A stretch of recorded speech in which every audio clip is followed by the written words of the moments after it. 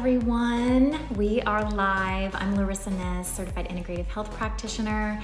And sorry if I'm a little bit late. I was just doing a live on Facebook. But today we're going to be talking about ADHD, addressing underlying root causes through food and nutrition. And because I also specialize in digestive health, you know I'm going to be talking about the gut-brain connection as well. So as far as we'll just dive right into it. So in order to get the critical nutrients that we need, that we know our neurotransmitters require and our entire body needs to function optimally, we have to make sure our digestive system is up to par. And imbalances in the gut microbiome would be roadblock number one that I see when it comes to people that are wanting to improve symptoms of ADHD. So the two most common things that we see on testing are Candida overgrowth and Clostridia bacteria overgrowth. So this is very common in ADHD, but also just so you know, a lot of the things I'm going to talk about today are also very common with autism spectrum disorders. So these overgrowths, and whenever we have imbalances in the gut bacteria, overgrowth of fungal mold, all of those things, they can release these toxic byproducts like oxalates for one thing. Now we do get oxalates through our food, but we have all of these toxic byproducts. They're building up. It's causing more of a strain on the body. Cortisol levels are going up, and then we're burning through our stress nutrients, and it causes a whole cascade domino effect on the whole body. But as far as like oxalates go, oxalates are in a lot of healthy foods, but we might need to do maybe a little bit lower oxalates in the beginning. And sometimes oxalates are in, like, for example, a very high oxalate food is spinach. So if somebody's having a spinach smoothie every day, they could be potentially making their ADHD worse, their cognitive issues worse, just because they literally have an imbalance in their gut microbiome that needs to be addressed first. So that brings us back. Now, we see nutrient deficiencies can be caused from gut imbalances, but they can also be caused or be due to a lack of those nutrients in the diet, right? So let's talk about that. Very common ones that I see are low zinc and high copper. Zinc and copper have an inverse relationship. I've talked about that before. So you have to be really, really careful if you're going to supplement, supplementing with zinc in isolation or supplementing with copper in isolation. You have to have the ratio right, because you can drive down the other, potentially causing issues later down the road. In fact, there was one report of a parent that knew their child needed more zinc, or they felt they wanted to give them more zinc, and they did it for a long period of time, and they started noticing some gray hairs appearing. Okay, so that's how powerful supplementation can be, so you have to be careful with supplementing with some of these for long periods of time. So just in general, and I don't want to scare people from self-supplementation, but if you are wanting to try things out, doing a multivitamin, a high quality multivitamin that has the proper forms of vitamins and minerals, that's a real easy thing to do, and is generally very safe if you're using a good quality product. But I want to talk about these different nutrient deficiencies. So food sources of zinc would be pumpkin seeds. You can add that to a morning breakfast smoothie. If you have some blueberries, frozen blueberries in the freezer, blueberries, by the way, are super great for focus and memory and mood and brain health in general and whole body health. So you can make a nice, delicious smoothie. If this is, say your child has ADHD, make a delicious blueberry smoothie, throw in a multivitamin, multimineral protein powder. I like the one by Equilibrium Nutrition. Feel free, if you want any links to anything, feel free to DM me later. But I'll make a smoothie. I do this for myself in the morning with frozen blueberries, and then you can even throw in some pumpkin seeds to amp up that zinc. And then also beans are high in zinc, nuts are high in zinc, shellfish. There's lots of great foods that are high in zinc, so something to consider. It's always best to start with food first, and then if we need extra additional, then we can go there. But especially with kids, there's so much you can do with diet, and we're going to talk about that in a second. But I want to dive into the next nutrient deficiency that is common with ADHD, and that would be low B vitamins. So especially B6, B3, and also a lot of kids with or a lot of kids with ADHD have a genetic mutation or variation in the gene, the MTHFR gene. And those people need higher levels of folate, methylfolate, B12, and they need specific forms as well. So you have to be kind of careful when you're supplementing with Bs. That's something to talk to your practitioner that specializes in supplementation about. But you can get B vitamins naturally from wild-caught salmon, and of course leafy greens and eggs and beans, chicken, turkey, sunflower seeds. You can just do a Google search on foods that are high in B vitamins. So make sure they're eating lots of foods that are high in B vitamins. Also magnesium, commonly see this one, low magnesium with kids that have ADHD, and also adults with mood and mental health issues. I actually work with a lot of clients that not only do they have gastrointestinal issues, but they're also experiencing things like anxiety and depression and mood swings, because it's a downstream effect, right? Everything is connected, and if they're not able to absorb the nutrients because they have gut issues, that begins to affect what's up here. So foods that are high in magnesium would be leafy greens again, avocados, nuts like almonds, beans, seeds. Seeds are so nutrient packed. And then I already mentioned greens, but greens are so powerful. Just have to be careful if you do have a gut imbalance. Like I said, with spinach, that's a higher oxalate green. So that's just something to think about. You want to make sure you're ticking off the box and checking on all these areas that I'm going to be talking about today. Okay, so and then the other nutrient deficiency that's very, very common with ADHD and cognitive issues and mood concerns. Feel free to watch my previous video. I talked about mental health if you or a loved one has been struggling with that. But omega-3s are huge. So if you're not eating fish or your child's not eating fish, a high omega-3 fish, right, has to be wild caught, like wild-caught salmon, wild-caught sardines, mackerel, trout. If they're not eating those 4+ times a week, then they're probably low, okay, unless they're supplementing.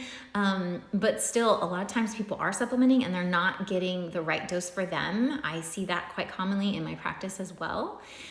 So just something to think about. You can test this as well. And by the way, all the tests that I'm talking about, you can just order on my website or through another IHP. The tests that I offer on my website are all at-home lab test kits that you can just easily do from your home. And the purchase includes a consultation with me, and then I go over personalized diet and supplement recommendations based off of your lab results. So anyway, let's get back to our nutrient deficiencies. So everybody is unique, but there are a lot of commonalities here, like I'm talking about that I see a lot. So let's get into number 3. Roadblock number 3 when it comes to improving symptoms of ADHD would be toxins and toxicities. So it's very common to see higher levels of heavy metals, especially like lead, with kids that have ADHD, and also a lot of times with autism spectrum disorders. And glyphosate is often an issue too. So make sure you're eating organic as much as possible. Like I mentioned, a lot of times there is a genetic mutation, a genetic variation with MTHFR. And so they have, the child or the person has detoxification issues. So they a lot of times will have lower glutathione when they run an organic acids test. And so we know we have to support detoxification with things like B vitamins and all of those things. And this can all be done on an organic acids test. If you want to look at minerals and metals, you can do that with a simple sample of hair. Super easy. So yeah, and also I just wanted to mention that children with high copper are often the ones that don't respond very well to to ADHD medication. So just something to keep in mind. I want to talk about neurotransmitters now. So I offer neurotransmitter testing in my practice, but it's more of an add-on because we want to focus on the foundations first. It's really, really important to remember, like, if somebody is on a medication, that's more of a symptomatic or a symptom management approach, which is great and sometimes absolutely necessary. But we have to also keep in mind the end game. What are we looking for? We need to continue to ask, why is this happening? Why are there neurotransmitter balances? Why is there low dopamine? Why is there high glutamate? Why is there low PEA? And that's what I'm going to talk about right now. These are the neurotransmitters that we see low on testing with children with ADHD. So low PEA would be one of them. And you can support that with probiotics, taking phenylalanine, which is found in foods like beans, cacao nibs, raw or dark chocolate, so not milk chocolate. We'll talk about dairy as being an issue later, but like a raw or cacao nibs, you can throw that into that breakfast smoothie I was talking about. Peas, eggs, if you're not sensitive. And then also you can support PEA with vitamin B6, and you want to make sure you get a P5P form. Very important. B vitamins, finding the right form. Pyridoxal 5-phosphate is the P5P form. Other neurotransmitters. So often we see low dopamine, and that can be supported with a B complex. Vitamin B3, vitamin B6, vitamin D. Make sure you check that vitamin D level.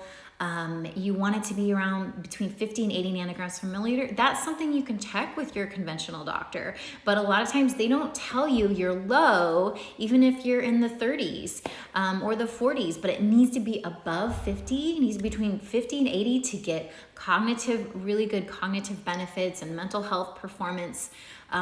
All of that is really, really important. Zinc also helps support dopamine, L-Theanine, Rodiola. I really like a product that's called Adrenal Soothe that has L-Theanine and Rodiola, and also has Ashwagandha in it, a wonderful Ayurvedic herb, and helps with the calming. And just real quick, by the way, all of these additional things can be easily thrown into a smoothie, or if you do want to add a little bit of something later in the day, maybe you can mash it up in some mashed potatoes or some applesauce. That's what I'm thinking of, if it is the child that we're talking about. And then number 3, as far as neurotransmitters, is very common. We'll see high glutamate. Okay. And so as far as supporting that and rebalancing that, you want to avoid food additives, avoid food colorings. And this has been known for a long time in this world, in the natural health world, of how impactful these food additives and food colorings can be on children with ADHD.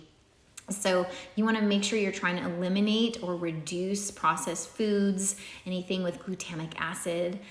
So MSG, right? We've heard about MSG, but it has lots of other disguising names. So I'm going to talk about a couple of those today. So other names to look out for and avoid if you're somebody who's dealing with ADHD is yeast extract, anything hydrolyzed, gelatin, textured protein, anything really that says protein. A lot of these bars that you get that look like they're health food bars, soy, whey protein, these can be problematic for children with ADHD. So ingredients that often contain or produce it, the glutamic acid, would be bouillon and broths that you buy in like a box. Any flavors and flavorings, barley malt, malt extract, soy sauce, packaged seasonings, you have to be careful. Carrageenan, some people say carrageenan. But those are some ones to really look out for. And so just in general, you want to reduce the amount of processed foods that you're eating and try to eat more whole foods. And then so we're on topic of food. So let's go into that. That would be roadblock number 4 that I wanted to talk about today. If you're just joining, hello, we're talking about ADHD and how we can improve symptoms by getting to the root cause instead of just masking symptoms. So food reactions, very, very, very common for kids. And you can see some really great improvement just by making sure they're eating the right diet for them specifically. But removing food triggers, and food triggers can also be excessive amounts of sugar. So reducing sugar, reducing the processed foods, fast foods, we talked about that. But dairy is a very, very common sensitivity in children. And honestly, it's in adults as well. In adults as well, but that's a very common one with kids that have ADHD. Also, gluten can be an issue sometimes, and soy, and sometimes eggs. And so what you can do, I usually recommend for children, is to have the parents do an elimination diet for at least 3 weeks of some of these more common triggers: dairy, gluten, soy, eggs. Remove them for about 3 weeks, and then introduce one back at a time. And make sure you watch for reactions. So within a 72-hour period, maybe try dairy first and have some milk with lunch, and then have some cheese with dinner, and then watch for reactions, behavioral changes, mood changes, all of those things, and see how the person does. See if there's any gastrointestinal issues, they get constipation, all of those things. And if you are tired of guessing, as we always say, you can test. You can do a finger prick test, and you can find out if there are some things that your body is reacting to that you might need to remove initially for a certain period of time, while your body heals and repairs. And then after a while, you can reintroduce the food, and you have calmed that reaction, that immune reaction down, and you may do fine every once in a while having some of these foods. So it's not about, whenever we're talking about diet changes, it's not necessarily like you need to do this diet forever. And that's usually not the case. I actually have a lot of clients that come to me with gastrointestinal issues, digestive issues, and they can only eat 6 foods. That's all they can tolerate. And my number one goal is to rebalance their body so we can start reintroducing foods, because you have to have a diverse diet of lots of plants, fruits, and vegetables to feed the good gut bacteria, so you can have long-term good gut health and long-term mental health. Your whole body is going to respond to you having a healthy gut microbiome. And that's really, really important. The more diverse amount of plants that you eat and consume is really, really important. So you want to get back to eating as many foods as possible. But like I said, sometimes initially we have to kind of tweak some things and figure out what your body needs right now in this current phase of your life while we're rebalancing. And then, I wanted to also talk about so some quick things that you can do. So as far as for children, you could have them do this multivitamin, multi-mineral protein powder as their breakfast smoothie. I talked about that a little bit earlier. Throwing in some frozen blueberries. You might add a quarter teaspoon, a half teaspoon of some omega-3 liquid that doesn't taste fishy, and sneak that in. If they need a little more calming support, you might open a little capsule of Adrenal Soothe, which is that product I like that has L-Theanine, Rodiola, and some of those adrenal adaptogens to kind of help calm them. Or having some magnesium citrate at nighttime right before bed is super great, and it's just magnesium. That's a nutrient that the body actually needs and kind of can calm them down. And it tastes really great. There's one that's very common in a lot of grocery stores, even. That's actually a good brand, and I think it's called Natural Calm. And I also wanted to mention that temporary, if you need some extra support, saffron has a lot of great research behind it. It's also called Crocus sativus. And so if your child is under 66 pounds, you can try 20 milligrams and get some great results. If they're over 66 pounds, 30 milligrams has shown to be really beneficial. And so some of these things can be add-ons that you try while you're addressing, say, these gut imbalances, or while you're waiting on a test results to come back. These are some things that you can try in the meantime. And yeah, just before I wrap up, I want to talk about some things that you can do that are more lifestyle related.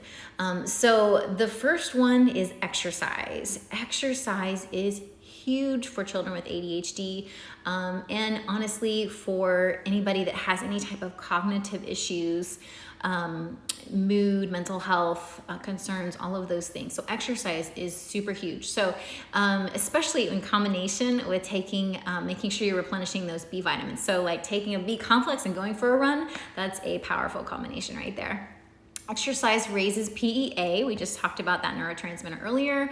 It raises PEA levels and improves focus, cognitive processing, and mood. So especially helpful if you do some type of vigorous exercise before something that requires a lot of focus. Like if you are a kid and you're in school and you know you need to take that test or an exam, go for a run right before you need to sit down. They've done studies actually on kids doing some vigorous exercise before doing an exam and after. Well, they did a study on the kids that did the vigorous exercise before, and then they looked at their test results and they compared those test results to others who did not exercise vigorously. And of course, the test scores were higher, as you would expect, for the ones that did the vigorous exercise. So it's pretty powerful. And I've seen it in person and in practice be very, very beneficial. So definitely start there. Maintain a regular bedtime and sleep time routine. No napping during the day because that can mess up your circadian rhythm. This is going to allow the brain to repair at night, neurotransmitters to rebalance, the gut health, the gut to repair, which we just talked about earlier, is super, super important and impacts the brain. And also the other thing I wanted to talk about was the diet, right? Eating that anti-inflammatory diet. That's more of a lifestyle thing. So what does that mean? Doing a diet that's right for you, that doesn't inflame you as an individual. So whether that is maybe removing some of those higher oxalate items while you're rebalancing your gut, or maybe that's removing dairy and gluten. Finding out what's right specifically for you is where it's going to be super, super important. And then to wrap up, if this was a lot of information and you're feeling overwhelmed, just focus on big rocks first, okay? And the big rocks are diet and exercise. Start there. If you're still not getting the results you are desiring, then it's time to work with an integrative health practitioner, a functional medicine doctor, or somebody who specializes in getting to the root cause. And that's when it's time to do some more advanced testing, like functional medicine testing. If you're interested in any of the tests that I talked about that you can all do from home, they come in a little lab kit with the instructions. All purchases include a virtual conversation with me where we talk over Zoom, and then I go over your lab results and I give you personalized diet and supplement recommendations and a whole sheet of wellness action plan of what you can do to start start moving towards your health goals.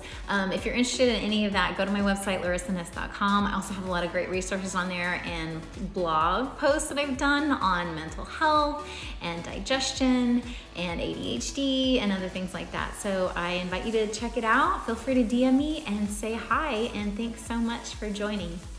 Bye.